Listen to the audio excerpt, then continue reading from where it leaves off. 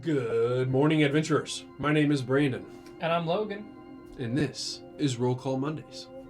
Today, we're going to be going over player mistakes that drive your DM absolutely crazy. Ugh! Like that? Just like that. Just like that. Yeah. Yeah. Nailed Hey, let's leave that in the past and jump right in. It's one of the first things that I think everybody loves and enjoys is when you don't know when to participate, or more so, you just don't participate. Yeah, absolutely. Whenever combat is going on, even if it's not combat, Right. if it's just role-playing around the table, if you're not actively involved, you might as well not be at the table. Yeah, I mean, you're there to play and to role play, and I get everybody's role playing is at different stages. Mm-hmm. Totally makes sense. Don't be afraid to, like, even if you think you're gonna like mess something up, still partake in the table, because that's like those are the times you're gonna look back more than likely, and it's gonna be a memorable moment. Oh, yeah. Where you go, oh, that was hilarious that Logan did that, and that was a great thought. I'm so happy they brought that to the table. Yeah, you genuinely cannot make an impact if you do not participate. Which, if we flip over that coin, you can do too much of that. You can. It's a fine line. It is easy to talk over the table Yeah. and to really just be the sole player at the table to where it's your show and everyone else is just there kind of watch. Yeah, the exact flip side of having the player that does not get involved is having the player that thinks it's their story. Which, granted, me and you playing the True. one-on-one D&D, you totally can think this is all about you because, yeah, I mean it is. You heard it here. Yeah. My head's getting bigger as we speak. But you're right. I mean, if you're sitting around a table with a group of 4, 5, 6 friends, shoot, there's even tables that are bigger than that. I hear, scares me. But could you imagine one player out of the 5 players or 4 players just controlling it, and you go, well, I guess I'll just have to sit here and twiddle my thumbs till I get the opportunity to speak. Yeah. Kind of feels bad. No kidding. Not only does it feel bad being the person sitting there playing there, but if you're the DM, your job for that moment is to entertain everybody. Right. If you're only entertaining one person, that means 4 people are probably turning into the characters that are not involved at all. So then you're back to playing one-on-one D&D, which that's not today's episode. That's last week's episode. Go watch that episode. Yeah, so it is a direct correlation is what we're kind of It coming is. out to. It is a direct correlation to being that guy that doesn't participate, or the direct correlation to over participating, because they kind of pull in one from the other. Absolutely. So. But the convenient thing about that is just being an active participant. Truly being an active participant. Listening to the other players, listening to the DM, and then just getting a feel for the table. That's going to turn you into the player that you want to be. Yes. That your DM wants you to be. That's going to have you at the table active, but not overbearing, and actually engaged. So you're going to be having a fun time while everybody else is. And if you really want to get to the nit and gritty about it, I think also we've become into such a stage of technology, which is great, right? Like, it's awesome to have the stuff at your hands, but it also so easy to get distracted. We all are not victims. We're all like terrible at that. We're victims. Yeah, maybe, but we're all so bad about popping on your phone to scroll on something or look at something, pop on a game, little Clash of Clans action. I've been guilty of, like, you do it almost like not thinking about it. So maybe trying to find ways to distance yourself from technology a little bit. Have pen and paper in front of you. You can have an iPad or whatever, a little tablet or a phone for, like, we all know spellcasting gets kind of crazy. Later game, hard to track of, and then much easier to have technology for that. So if you can set off to the side to where it's not dead center to where you're focused on that and not the game, then it does pull you away. But if you get to the point where, like, it's just pen and paper and you're into the game, I feel like that definitely makes a difference. Oh, it definitely does. I've pushed myself to cut the distractions. Like, I do not play with my phone. Yeah. Whenever I'm playing D&D, I have to have pen and paper. It keeps me engaged. Otherwise, I'm guaranteed a notification's going to pop up, or I'll see a notification and be like, oh, it won't hurt to check my email real quick. And then 10 minutes later, I'm going, oh, it's my turn. Oh, no. Which, speaking of, another thing's going to drive your DM crazy. Tell me. You got to know when your turn is. And when your turn's up, come prepared. Goodness gracious, come prepared. See, that's one thing That's one thing that really can get under DM's. You know, when you do have that table with 5 players sitting around it, and Yep. it is initiative turn, and everybody ends up taking 2 to 3 minutes, and then the DM plays, you know, and his turn takes about 5 minutes. Well, pretty soon a round is taking, 15 to 20 minutes per round. Mm-hmm. Well, most of the combats we know of, in generality, lasts 4 to 6 rounds, unless you have something crazy can happen. So in 4 to 6 rounds, you're talking about at a minimum of 40 minutes to 60 minutes, or longer, Yeah. per combat. So depending on how long your session is, that could be a big chunk of It how could much time be. you guys have to play together. And we've all been there where you're sitting there waiting for your turn, and you go, "Hey DM, you skip my turn." Yeah. I didn't skip your turn. We're just not to the top initiative yet. Oh, cool. True. Like, that feels bad alone itself right there. Whenever you're truly just waiting. Yeah. You don't want to be on that flip side of everybody's waiting on you. Correct. You don't want to be waited on. No, So. I agree completely. I mean, and I think that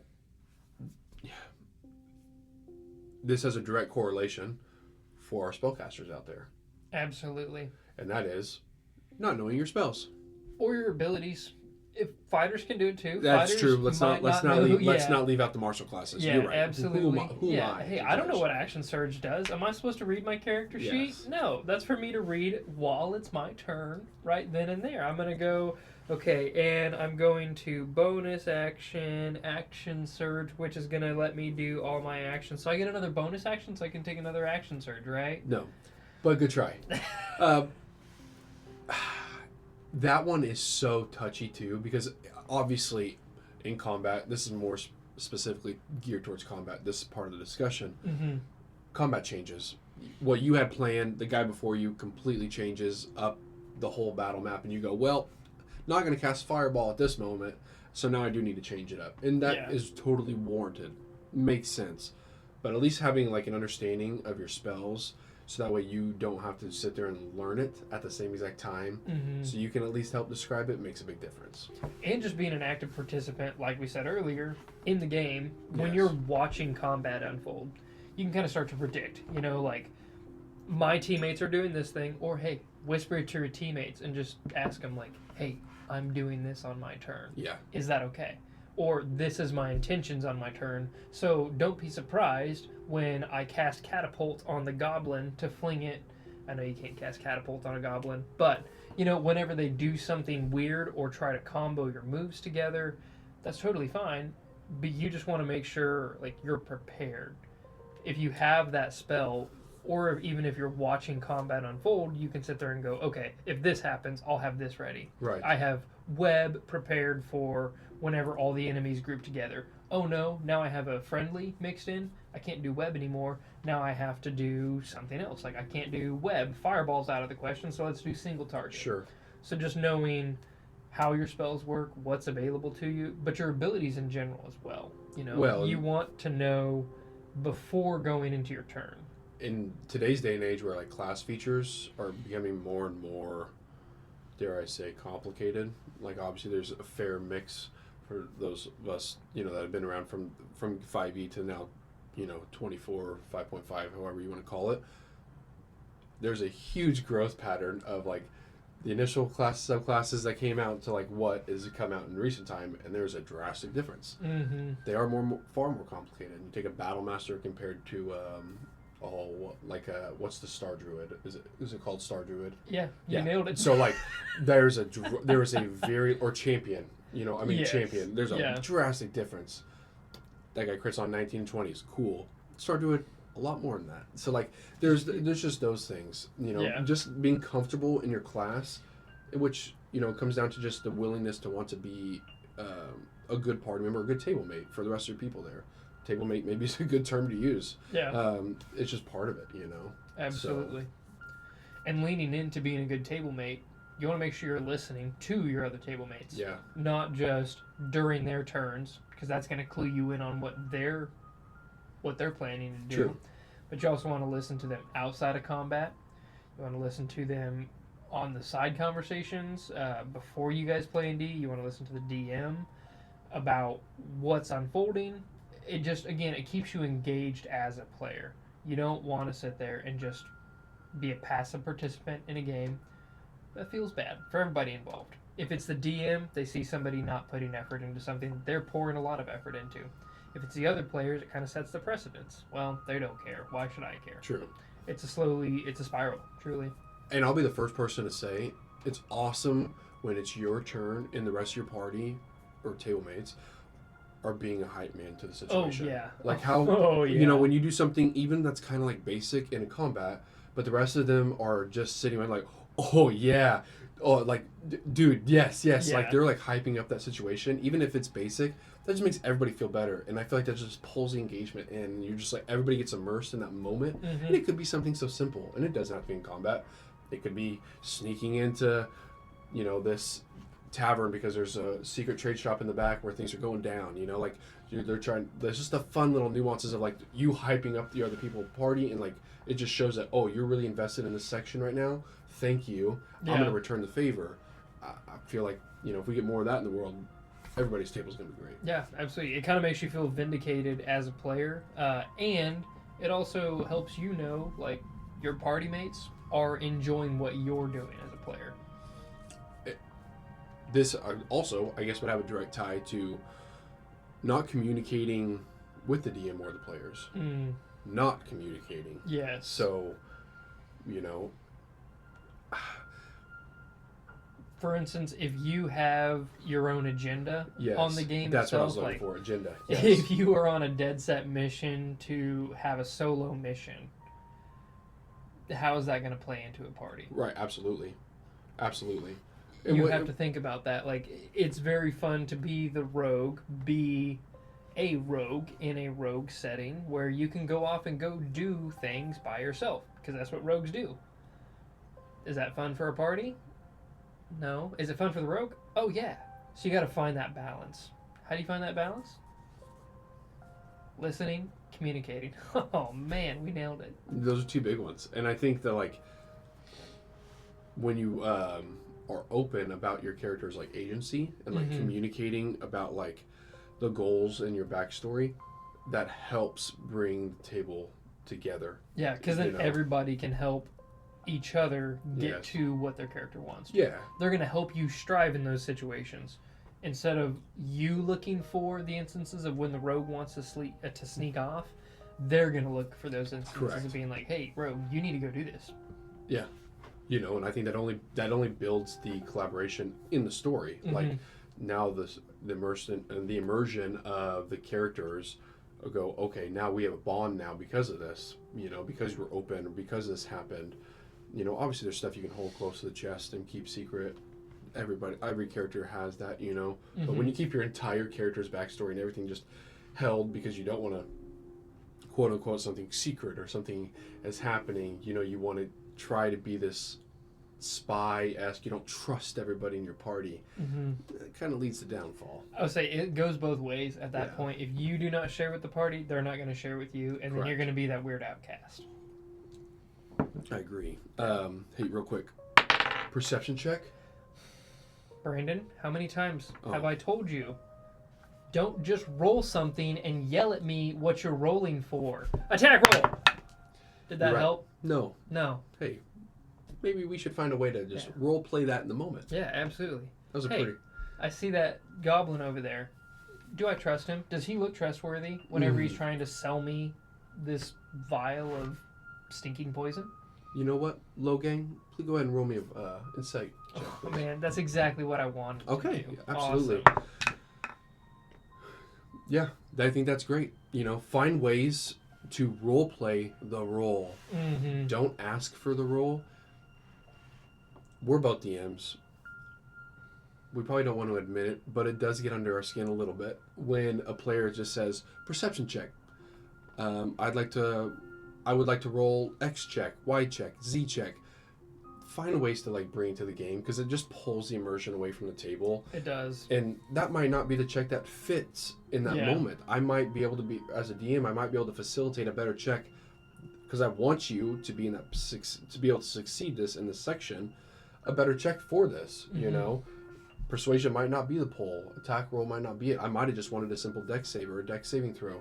Like, there's different things that I think would fit better and fit your character better that would pull this. Mm-hmm.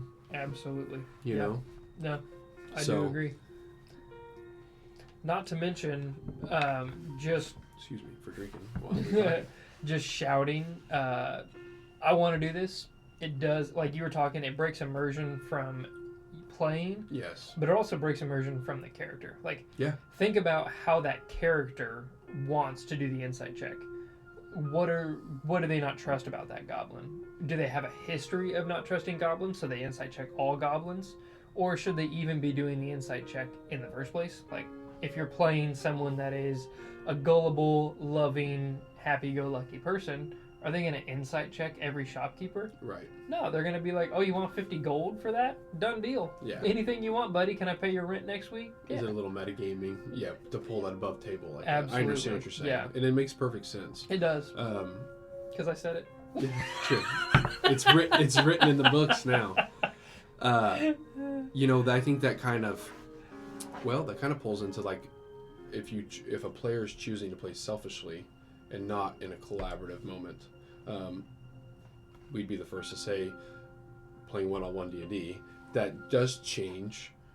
But I could still play selfishly. That would not have both our interests at heart. Absolutely. To sit around a table and play. Yes. You there know? would be a very different game if that were the case. I mean, I might as well just, like, sit at a table, look at a wall, and hope for the best. You know what I mean? So finding ways to, and this kind of ties back a little bit, as I kind of feel like we built this outline for a player somewhat, but not playing selfishly means, you know, you're open about your intent as your character. You know, you kind of share those backstory moments. You share the agency of what your character's kind of thinking. And some of it can be above table. Mm-hmm. You know, it can simply be like, well, Carson's feeling a little weary about the situation. You know, we've had this happen in the last 2 weeks.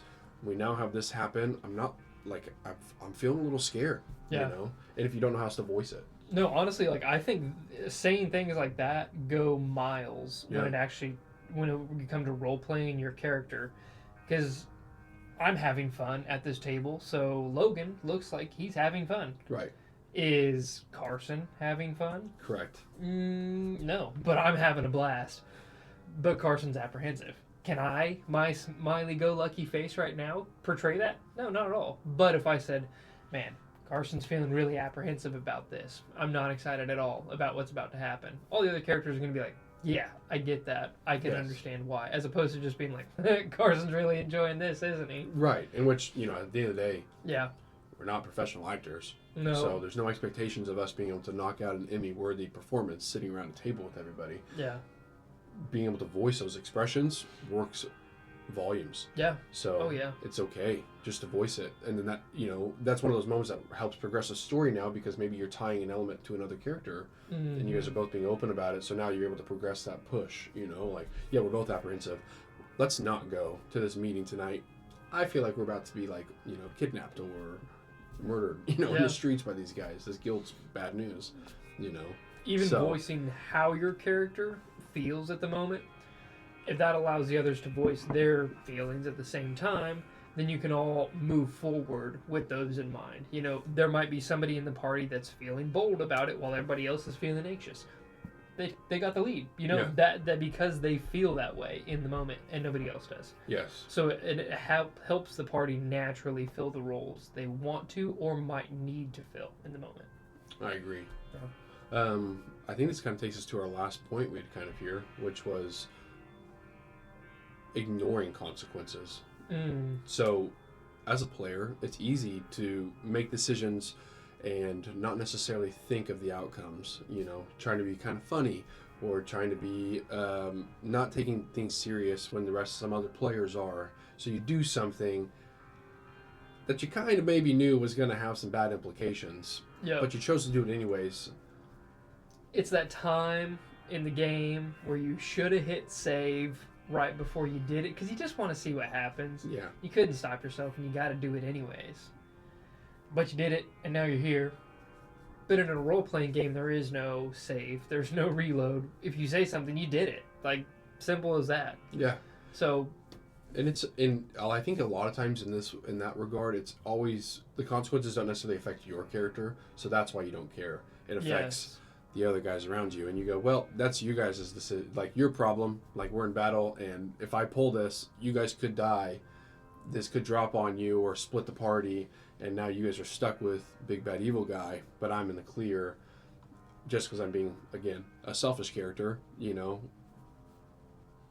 It kind of when you're doing it for the wrong reasons, it definitely shows through. And in a lot of these instances, I think from the start of this discussion till now, there are a time and place for every sides of everything. It's a role playing game. It's when you have the intentions wrong, it shows the table, I think, pretty easily. Yeah, and I everybody agree. knows. Yeah, absolutely. Well, hey. I think that's about everything I can think about here. You? I think so too. Yeah. I think it's a pretty good discussion on, things that drive DMs crazy. Yeah. Hopefully you guys had a couple ideas that sparked in your heads. If they did, make sure you leave them in the comments. Get a conversation going. Yeah, we'd love to keep communicating about it. Don't forget to check out our podcast that comes out every Wednesdays at noon called Commander's Log. We'd love to catch you there. And if you're interested in more things like this, be sure to tune in Friday for Behind the Screens. Hey guys, we'll see you next week. See ya.